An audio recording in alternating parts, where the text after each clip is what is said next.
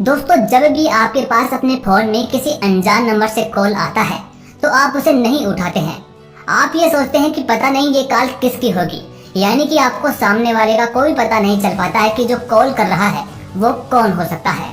लेकिन कई लोग ऐसे हैं जो अपने फोन में थर्ड पार्टी एप्स का इस्तेमाल करते हैं, जो आपको अनजान नंबर की डिटेल प्रोवाइड करवाते हैं, और जैसे ही फोन में रिंग बजती है आपको डिस्प्ले के ऊपर ही नाम दिखाई देने लगता है।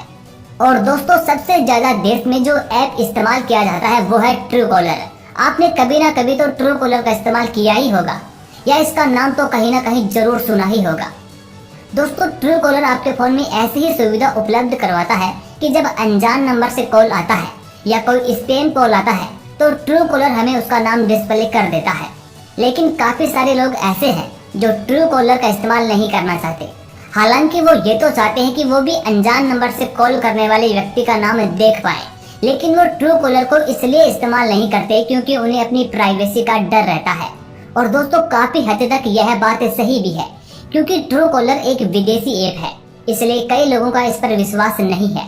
उन्हें लगता है कि यह हमारे फोन से हमारे डेटा की चोरी करता है और फिर चोरी छिपे तरीके से हमारे डेटा को दूसरी कंपनियों को बेचता है। क्योंकि जब हम इस ऐप को अपने फोन में इंस्टॉल करते हैं तो यह हमसे कई प्रकार की परमिशन मांगता है, और वो परमिशन हमें देनी ही पड़ती है, तभी वह हमारे फोन में इंस्टॉल होता है।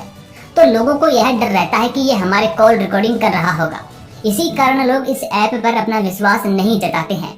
दोस्तों, यहाँ पर आपको बता दूं कि जो ट्रू कॉलर ऐप है वह स्वीडन का है। तो दोस्तों, ऐसे मोबाइल यूजर्स के लिए बहुत बड़ी खुशखबरी है, क्योंकि अब देश में हमेशा हमेशा के लिए ट्रू कॉलर का पत्ता कटने वाला है। अब भारत सरकार खुद का कॉलर आईडी सिस्टम लेकर के आने वाली है। अब आपको किसी भी थर्ड पार्टी एप्स को इंस्टॉल करने की जरूरत नहीं पड़ेगी, और न ही आपको अपने डेटा के लीक होने का डर रहेगा। दोस्तों, इस सिस्टम में भी बिल्कुल ट्रू कॉलर के जैसा ही सिस्टम रहेगा, यानी किसी का भी फोन आने पर उसका नंबर और नाम दोनों स्क्रीन पर दिखाई देंगे।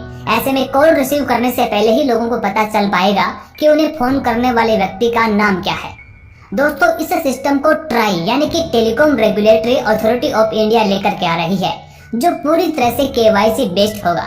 और दोस्तों, इस सिस्टम में स्क्रीन पर वही नेम दिखाई देगा जो आधार कार्ड में है, यानी जो नंबर आधार कार्ड से लिंक होगा और आधार कार्ड में आपका जो नाम होगा वही नाम आपकी कॉलर आईडी सिस्टम पर दिखाई देगा। जिस आधार कार्ड से आपका सिम जारी हुआ है उस मोबाइल नंबर द्वारा कॉल किए जाने पर वही नाम दूसरे व्यक्ति के फोन में दिखाई देगा। केवाईसी बेस्ड मैकेनिज्म का एक फायदा ये भी होगा कि स्पैम कॉल्स को नजरअंदाज किया जा सकेगा और जरूरत पड़ने पर उन्हें रिपोर्ट भी किया जा सकेगा।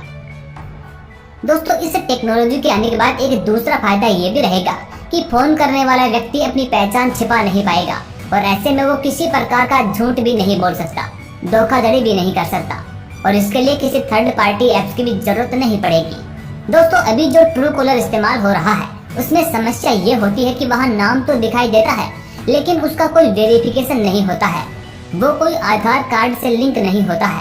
तो ऐसे में कोई भी किसी भी नेम से अपनी कॉलर आईडी बना सकता था और सामने वाले को वही फेक कॉलर आईडी दिखाई देती थी। अब सवाल यह है कि आखिर ये रूल कब तक इंडिया में लागू हो जाएगा। तो दोस्तों, अभी तक सरकार के द्वारा ये क्लियर नहीं है कि ये कब तक लॉन्च होगा, लेकिन संभावना ये है कि साल 2022 के अंत तक telecom regulatory authority of India इस नई योजना का ऐलान कर सकती है।